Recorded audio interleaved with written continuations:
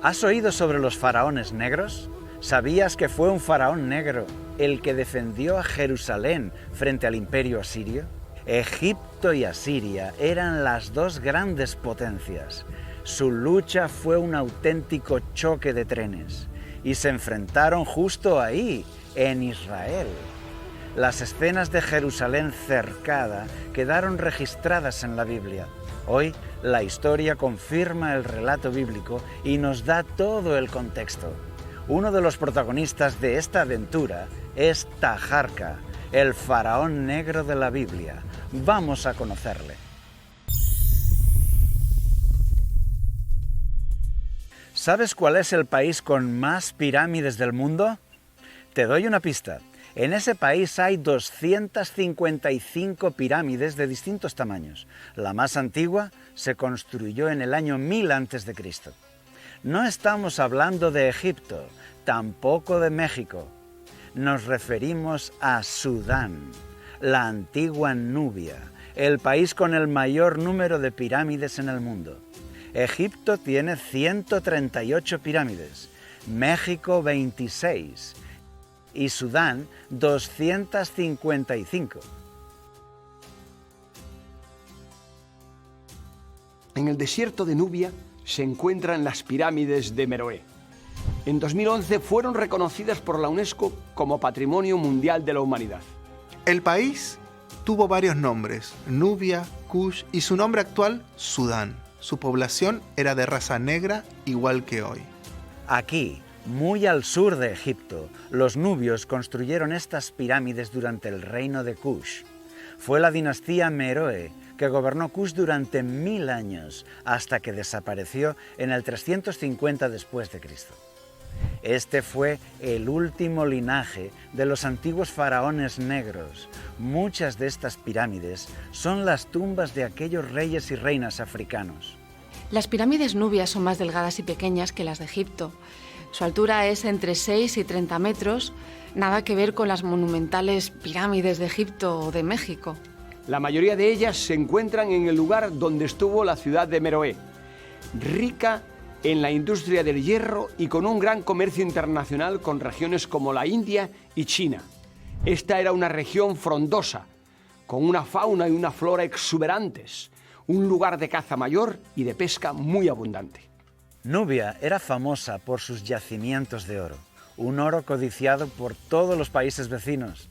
Todavía hoy se encuentra oro cribando la tierra y muchos se dedican a esto. El arqueólogo Bruce Williams, de la Universidad de Chicago, descubrió un enorme centro de procesamiento de oro de la antigüedad a orillas del Nilo, en el norte de Sudán. De allí salía el oro de los faraones. Siempre hubo tensión entre Egipto y Nubia. Las cataratas del Nilo hacían de frontera natural entre los dos países porque los barcos no podían cruzarlas. Durante siglos, Nubia fue sometida por Egipto, su poderoso vecino del norte. Cada año los nubios debían pagar grandes tributos en oro al faraón, hasta más de 1000 kilos de oro por año. Sí, has oído bien, más de 1000 kilos de oro cada año. Pero llegó el tiempo en que estos reyes de Kush consiguieron conquistar y gobernar todo Egipto. Ahora, los nubios se sientan en el trono y son coronados como hijos de Ra. Son los famosos faraones negros, la dinastía 25, que gobierna Egipto por casi un siglo.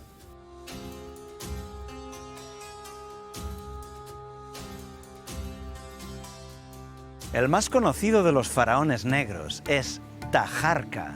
Hoy es famoso entre los jóvenes por ser el protagonista de un videojuego de moda. Gobernó con la gloria de un faraón antiguo, extendiendo su imperio más allá de sus fronteras.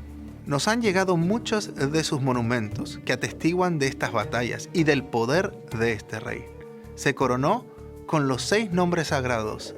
Se han encontrado abundantes escritos donde aparece su nombre, el hijo de Ra, Tarka. En el Museo Británico se conserva la escultura de Taharka entre los brazos del dios Amón, con forma de carnero. Por todo Egipto aparecieron relieves, esfinges y esculturas de este glorioso rey. Con Taharka o Taharco, Egipto está unido, unido a Nubia, con sus abundantes minas de oro y guerreros. Además tiene con él a los reyes vasallos de Libia y Canaán, una gran potencia. Pero, por desgracia para él, el imperio asirio estaba en expansión, en su apogeo. Al principio, Taharka tuvo grandes victorias. Aquellos fieros guerreros africanos prevalecieron. Peleó contra Asiria en Israel y, atención, defendió a los israelitas. Les ayudó a defender la ciudad de Jerusalén. El asedio asirio de Jerusalén está descrito en 3 libros de la Biblia y ratificado por la historia secular. El prisma de Sennacherib menciona el sitio de Jerusalén. Es un prisma hexagonal de arcilla roja cocida con escritura cuneiforme. Se conservan 3 ejemplares originales de estos prismas. Uno está en Londres, otro en Jerusalén y otro en Chicago. Y también hay fragmentos de otros 8 prismas más. Es una especie de noticiero o propaganda informativa del rey Sennacherib en la que describe la actualidad del imperio asirio en aquel momento. En él dice que tiene al rey Ezequías sitiado en Jerusalén. Literalmente dice, como si fuera un pájaro en una jaula. En cuanto a Ezequías el judío, que no se sometió a mi yugo, puse sitio a 46 de sus ciudades fuertes y las conquisté todas mediante arietes y máquinas de asedio. A él mismo encerré en Jerusalén, su residencia real, como a un pájaro en una jaula. Y era cierto, la ciudad estaba cercada y todas las otras ciudades ya habían caído.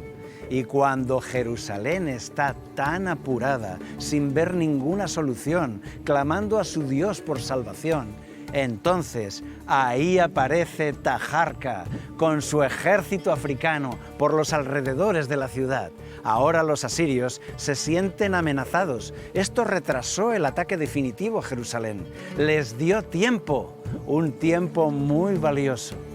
El rey Sennacherib recibió la noticia de que el rey Tirhaka de Cush iba al frente de un ejército para luchar contra él. Antes de salir al encuentro de sus agresores, envió mensajeros de regreso a Ezequías, en Jerusalén. En el texto original hebreo está escrito Tirhaka o Taharka de Cush, actual Sudán. Es él nuestro protagonista. Todo esto nos hace entender hasta qué punto la Biblia es fiable, porque nos habla de este Taharka el nubio, que entonces comandaba el ejército africano, y con el tiempo la arqueología nos ha ido dando la misma información. Aquí la historia confirma la Biblia. Pero atención, porque ahora viene lo más impresionante. La historia atestigua que Taharka salió victorioso esta vez. El ejército asirio era superior, pero tuvo que retirarse por una plaga de peste que mató a muchos soldados. Esta plaga mortal quedó registrada y fue la salvación de Jerusalén. Esta epidemia fue un evento inesperado y muy oportuno. Fue el milagro producido en el último momento. En la Biblia se relata este giro de los acontecimientos. Aconteció que aquella misma noche salió el ángel del Señor e hirió a 185.000 en el campamento de los asirios. Se levantaron por la mañana, y he aquí que todos ellos eran cadáveres. Entonces Sennacherib, rey de Asiria, partió y regresó, y permaneció en Nínive. Y aquí la historia confirma de nuevo la veracidad de la Biblia. Aquella gran mortandad de soldados asirios que describe el relato bíblico está confirmada por la historia secular como una plaga de peste. Jerusalén no cayó, justo como había predicho el profeta Isaías. Estaba escrito en la Biblia. Así ha dicho el Señor acerca del rey de Asiria. No entrará en esta ciudad, no tirará en ella ni una sola flecha. Por el camino por donde vino, por él se volverá. Y no entrará en esta ciudad, dice el Señor, pues yo defenderé esta ciudad para salvarla. Y así se cumplió la profecía, con esta gran sorpresa. Sennacherib daba por hecho que Jerusalén caería pronto en su poder. Y resulta que llega Taharka con su ejército hostigando en la comarca, retrasa el asedio y luego una plaga virulenta hizo el resto, y Sennacherib se marchó a Asiria, como la profecía de Isaías había dicho. Fascinante. Han llegado hasta nuestros días informes de aquella tragedia. El historiador Flavio Josefo también lo registró, citando a un historiador anterior, que se llamaba Beroso el Caldeo. Sennacherib, de la expedición de Egipto, regresó a Jerusalén, donde encontró a las tropas comandadas por Rabsacés en gran peligro por la peste. Dios les envió una enfermedad que en la primera noche en que sitiaron a la ciudad mató a 180.000 soldados, con sus capitanes y centuriones. Aquel suceso fue impactante para todos los países vecinos. Escribas de diferentes lenguas debieron reflejarlo en sus libros. Por eso nos ha llegado hasta hoy en la historia secular. Asiria siguió con sus conquistas, pero nunca más volvió a molestar a Jerusalén. Pero Asiria era un enemigo muy superior. Reunía a muchos pueblos y recursos. Años después, el siguiente rey asirio, Asarhadón, regresó a Egipto y acabó venciendo. Invadió Egipto en el año 671 a.C. Taharka fue derrotado y tuvo que retirarse al sur. Los asirios saquearon Menfis y capturaron a la familia del faraón. Tuvo que ser muy doloroso para Taharka. Ahora, él ya tenía algo personal contra el rey de Asiria. Los relieves asirios nos muestran filas de prisioneros egipcios llevados a la esclavitud por los capitanes asirios. Taharka se organizó en el sur y devolvió el golpe.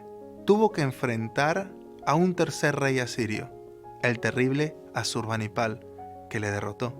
Pero él defendió su país lo mejor que pudo, con inteligencia y coraje. Su nombre quedó escrito en la historia con letras de oro. Oro de Nubia, por supuesto. Después de gobernar por 26 años, Taharka murió en el sur y fue enterrado en Kush, que era la tierra de origen de aquellos faraones nubios. Las piedras hablan y nos cuentan la historia de Taharka, el faraón negro, que quedó escrito en la Biblia con su nombre propio. La salvación de Jerusalén en el último momento fue un hecho sorprendente. La profecía de Isaías se cumplió al 100%, contra todo pronóstico. ¿Fue un hecho sobrenatural? La Biblia afirma que sí, y también historiadores antiguos. Si te interesa encontrar la verdad, aquí tienes una luz parpadeando para llamar tu atención. Investiga, descubre y verás que la Biblia sorprende.